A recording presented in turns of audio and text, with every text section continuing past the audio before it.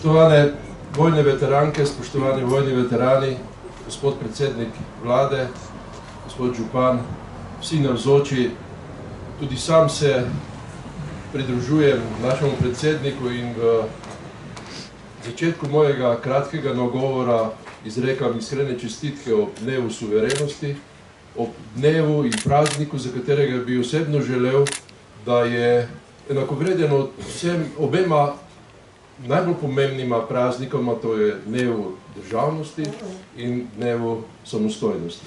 Jaz upam, da bomo ta praznik v prihodnjih letih tudi tako dojeli in ga tudi tako častili praznično in seveda s ponosom.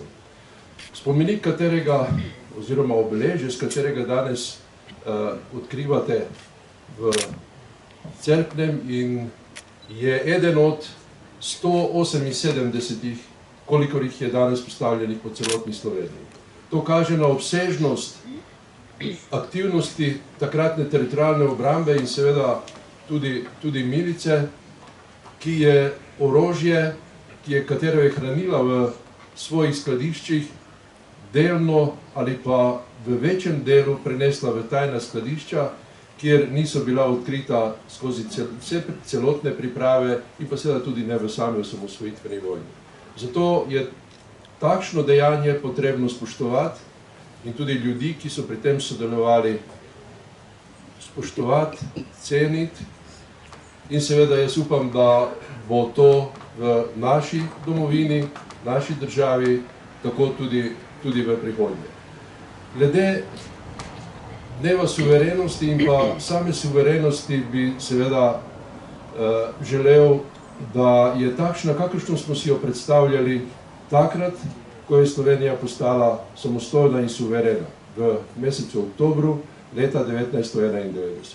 Zavedam se tudi tega, da se je bilo potrebno dela suverenosti odreči, še posebej na obrambnem in pa na monetarnem področju, pa verjetno še kje drugje, vendar pa je potrebno stremeti za tem, da se ta suverenost ohranja v največji možni meri.